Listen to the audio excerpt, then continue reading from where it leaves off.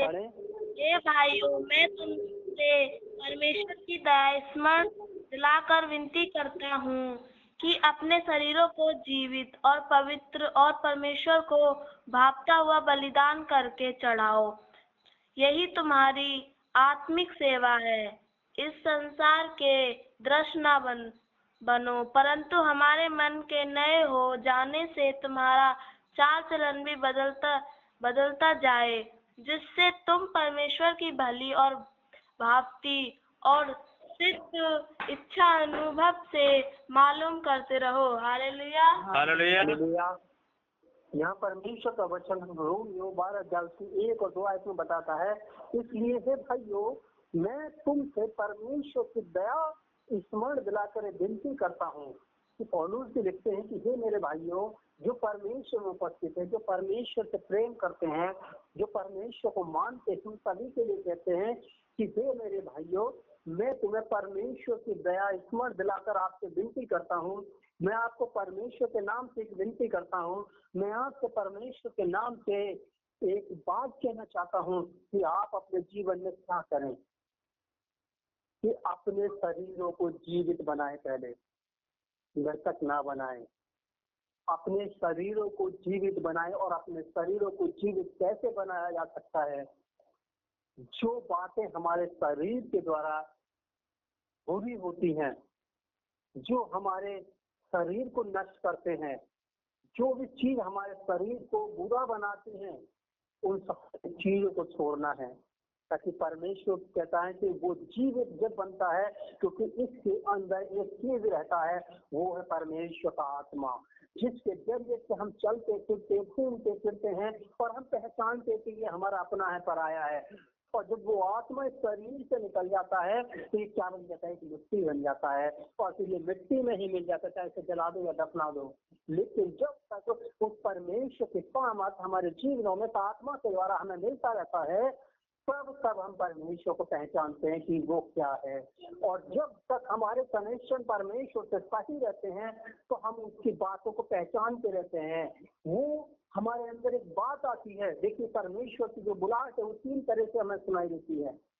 पहले, जब हम परमेश्वर में अपने आप को जीवित बनाएंगे, जीवित कैसे कि हम परमेश्वर की उपस्थिति में रहेंगे, उससे प्रार्थना हमारे बराबर रहेगी। हम परमेश्वर की उपस्थिति में जहां भी जाते हैं, घर से निकलते तो पहले प्रार्थना करते हैं। जो भी काम हम करते हैं परमेश्वर के नाम से करते हैं। ये हमारा जीवित होने का, परमेश्वर में उपस्थित रहना ही हमारे लिए जीवित है। हालेलुया। और पवित्र का मतलब कि अपने शरीरों को पवित्र बनाइए, अपने जीवन को पवित्र बनाइए, बुराइयों को छोड़िए, अपने संबंध परमेश्वर से अच्छे बनाइए, अपने दिल के तार परमेश्वर से जोड़िए, क्योंकि एक यही माध्यम है जिसके द्वारा हम शैतान का सामना कर सकते हैं। और कोई हमारे जीवनों में कोई ऐसा रास्ता नहीं है जिसके द्वारा हम शैतान का मुंह तोड़ जवाब दे सकें। और तीसरी बात, परमेश्वर कहता है परमेश्वर को भावता हुआ बलिदान करके चढ़ाओ। मतलब ऐसा अपने शरीर को बना लो, अपने जीवन को बना लो कि परमेश्वर हमारे जीवन से अच्छा लगे, परमेश्वर को हमारे हर कामों से परमेश्वर प्रसन्न हो, हमारे जीवन से परमेश्वर प्रसन्न हो, हमारे जीवन के कार्य कोई भी ऐसा ना हो कि जिससे किसी के आत्मा को या किसी इंसान को दुख पहुंचे। ज्यादातर परमेश्वर से जहां तक हमसे संबंध हो सके हमें से काम न करें कि जिससे किसी दूसरे को दुख। और दूसरी बात एक और अपने जीवन में ये याद रखें कि हमसे यदि गलती गुनाह हो जाता है तो परमेश्वर से क्षमा जरूर मांगे। दूसरी बात, एक चीज और, यदि किसी बात को लेकर हमारे मन में मन मुटाव हो गया है तो वो मन मुटाव ज्यादा देर तक ना होना चाहिए, क्योंकि फिर वो बाद में आकर हमें दुख देने वाला बन जाता है। और यही तुम्हारे परमेश्वर में क्या है? आत्मिक सेवा है। कोई आपसे पूछे कि परमेश्वर में आत्मिक सेवा क्या है? परमेश्वर की आत्मिक सेवा है कि हमारे अपने जीवनों को परमेश्वर को जैसे परमेश्वर में चलाना चाहता है, जैसा परमेश्वर में बनाना चाहता है। परमेश्वर कहता है कि जैसा मैं पवित्र हूँ ऐसा तुम भी पवित्र बनो। ऐसे पवित्रता में बढ़कर हम परमेश्वर का काम करें, यही परमेश्वर की आत्मिक सेवा है। दूसरा कहता परमेश्वर आपकी दूसरी आयत में, इस संसार के सदृश ना बनो। संसार में तरह तरह की बातें होती हैं। देखिए, हर धर्म कोई भी आपको ये नहीं सिखाता है, दुनिया में कोई कितना भी बड़ा धर्म से कोई ये नहीं सिखाता है कि चोरी करो, फिर भी चोरियां होती हैं। कोई आपको ये नहीं सिखाता कि किसी का मर्डर करो, फिर भी मर्डर होते हैं। कोई आपको ये नहीं सिखाता, कोई भी धर्म की ये नहीं सिखाता है कि दूसरे धर्म की बुराई करो, फिर भी बुराइयां होती है। कोई आपको ये नहीं सिखाता है कि अपने से बड़ों का सम्मान मत करो, फिर भी लोग नहीं करते हैं। कोई धर्म नहीं सिखाता है, लेकिन फिर भी हम मनुष्य इस बात को करते हैं। तो गलती किसकी है? धार्मिकता की है, परमेश्वर की या मनुष्यों की? गलती मनुष्यों की है और दोष लगाते हैं परमेश्वर पर। परमेश्वर ने हमारे जीवन में तो बहुत कुछ गलत कर रखा है, ये नहीं पता कि हमारे खुद के सामने ऐसे ही हो सकते हैं। हमारे जीवन में खुद में ऐसा नहीं हो सकती है। चुनाव हमारे हाथ में, हमें दान पीनी है नहीं पीनी, चुनाव हमारे हाथ में है कि हमें नहर में नहाना नहीं नहाना है। चुनाव हमारे हाथ में हमें छत पर कूदना नहीं कूदना है। चुनाव हमारे हाथ में हमें स्कूल जाना है नहीं जाना है। चुनाव हमारे हाथ में कि आज हमें काम पे जाना है नहीं जाना है। फिर भी मनुष्य वो जो गलत ही चुनाव कर लेता तो उसका परिणाम भी गलत ही होता है। हालेलुया। और परमेश्वर फिर कहता है इस संसार के सदृश मत बनो, क्योंकि संसार में चोरियां होती हैं। परमेश्वर का वचन कहता है कि चोरी मत करना। दुनिया में मर्डर्स होते हैं। परमेश्वर का वचन कहता है तो हत्या मत करना।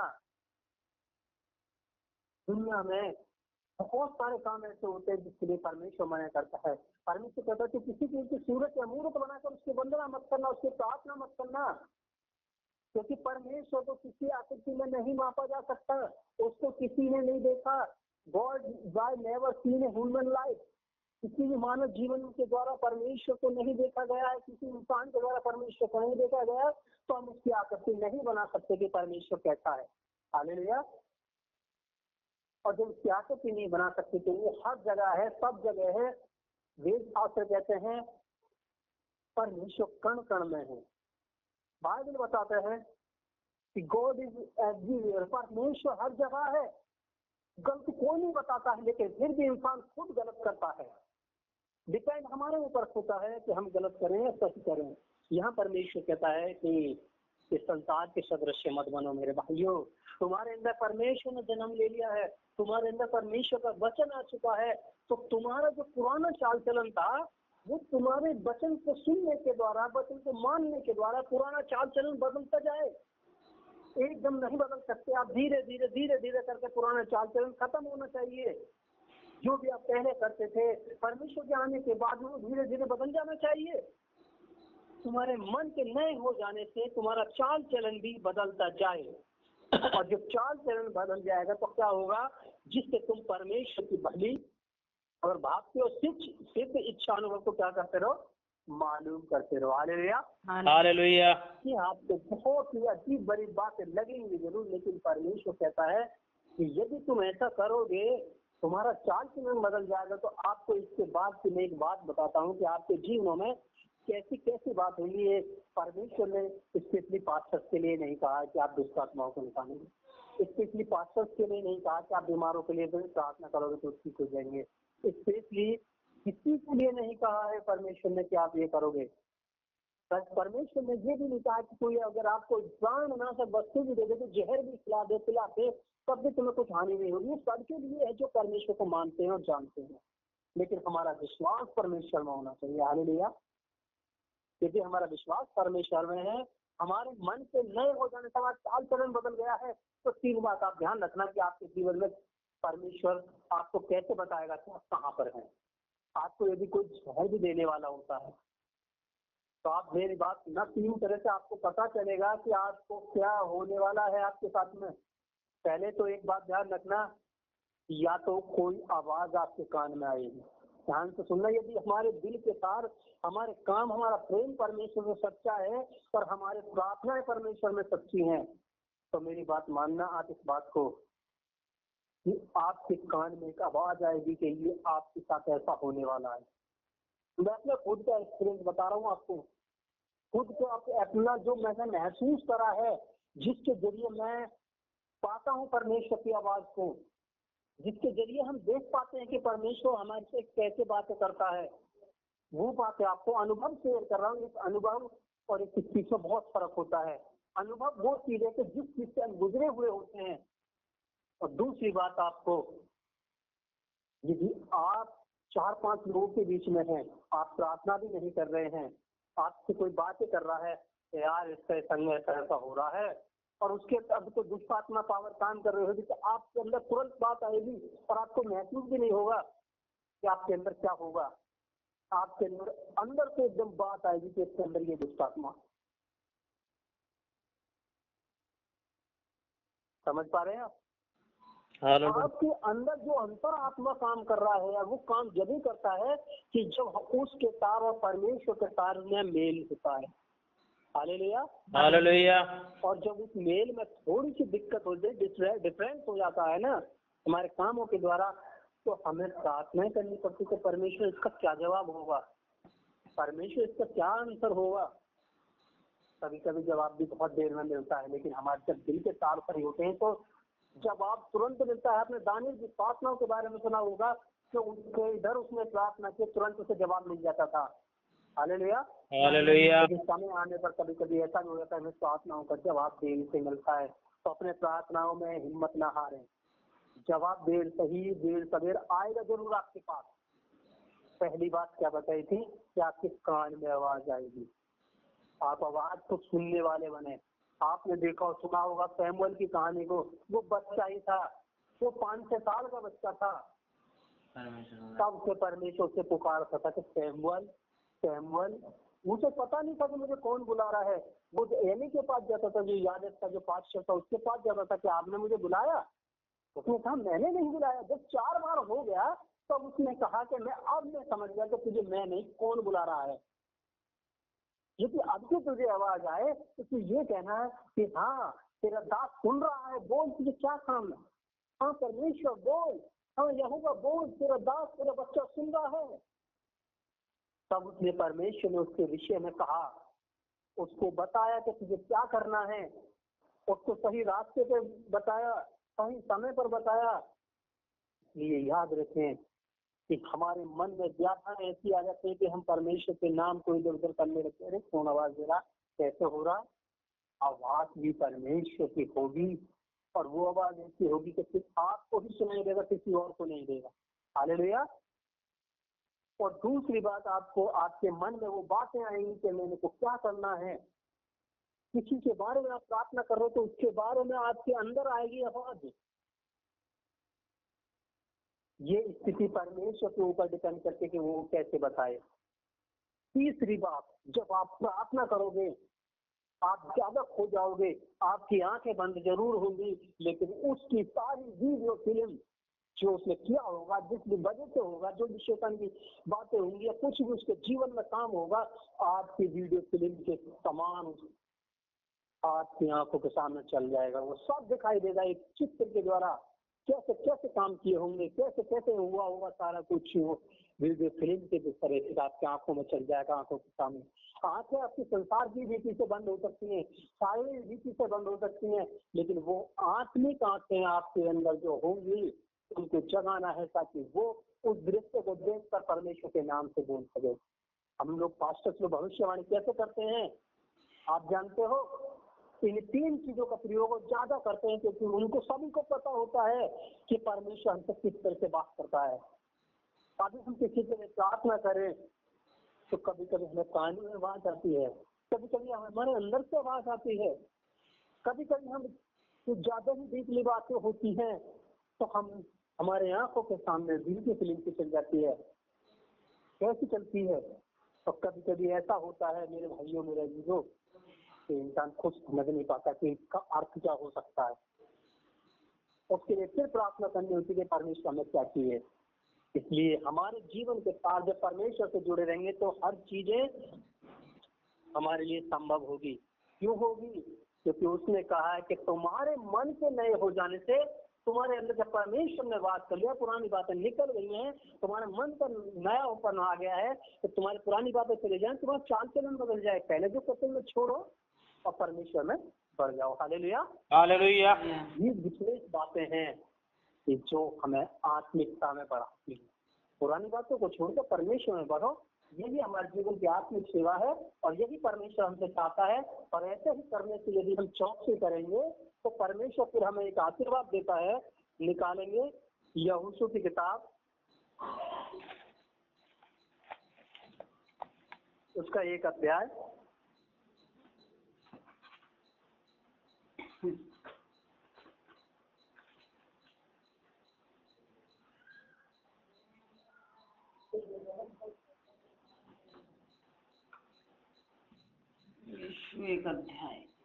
उसका 8 अध्याय, तो यहोशू की किताब 1 अध्याय उसके 8 आयत से पढ़ेंगे। 8-9 को पढ़ेंगे। देखिए इसमें लिखा है, मैं पढ़ता हूँ, ध्यान से सुनना चाहो। जब हम परमेश्वर के नाम से हमारा मन नया हो जाएगा, हम चौकसी करेंगे, अपने बुरे कामों को छोड़ेंगे, परमेश्वर की ओर बढ़ेंगे, तो परमेश्वर हमें आशीर्वाद देता है कि व्यवस्था की ये पुस्तक है, ये जो व्यवस्था की बातें हैं, हम तो इसको करने की चौकसी करेंगे तो हम अपने जीवन में परमेश्वर की एक बात को देखेंगे कि ये किताब, ये जो बात है हमारे अंदर आई है, कभी हमारे मन से ना निकले। इसी में दिन रात ध्यान दिए रहना, ऐसा ध्यान रखना कि कहीं हमारे जीवन से गलती ना हो जाए। इसलिए कि जो कुछ उसमें लिखा है उसके अनुसार करने की यदि चौकसी करे, क्योंकि ऐसा ही करने से तेरे सब काम सफल होंगे। हालेलुया, हालेलुया, क्या होंगे? यदि हम व्यवस्था की बातों में, परमेश्वर की बातों में, जो हमारा चाल चलन बदल गया है, हमारा मन नया हो गया है, पुरानी बातें छूट गई है, हम परमेश्वर में इसी रीति से बढ़ते रहेंगे, उसकी व्यवस्था में, उसके प्रेम में, उसके वचनों में हम बढ़ते रहेंगे, तो परमेश्वर कहता है कि यदि ऐसा ही करने से तेरे हर काम सफल होंगे। हालेलुया, हालेलुया, ये परमेश्वर का आशीर्वाद है।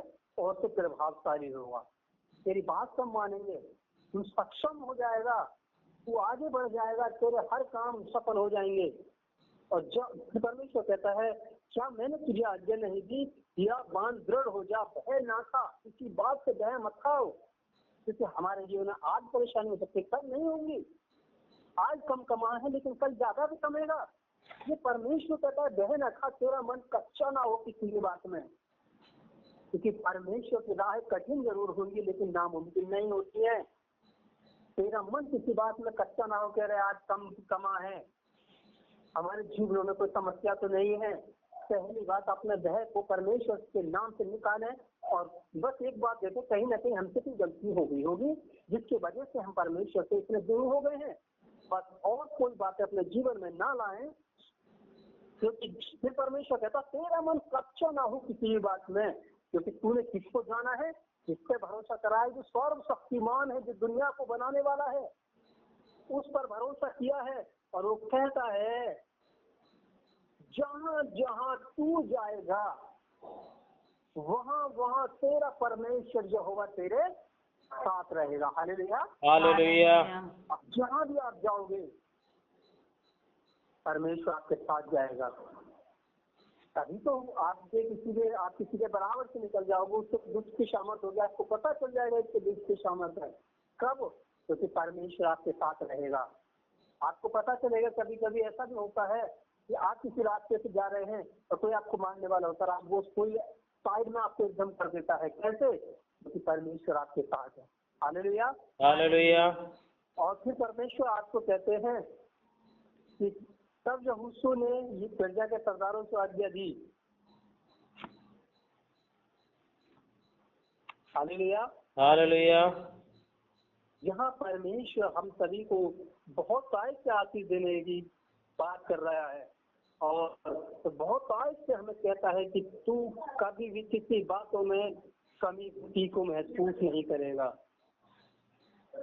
हालेलुया, हालेलुया, यहाँ हमारे जीवनों में परमेश्वर की बहुत सारी आशीष के बारे में परमेश्वर हमें और आपको बता रहा है, और वो हम सभी से कहता है कि तुम किसी भी रीति से तुम्हारा मन कच्चा ना हो, तुम्हारा प्यार प्रेम परमेश्वर से जगमगाए ना, तो परमेश्वर सभी को एक ऐसे रास्ते की ओर लेने के लिए, ऐसे बातों में परमेश्वर हम सभी को इकट्ठा करके उसकी उपस्थिति में हम परमेश्वर के नाम से आगे बढ़ने के लिए हमारे लिए रास्ता खोलता जाता है। फिर परमेश्वर हमसे रात से एक बात कहता है। देखिए इसमें लिखा है,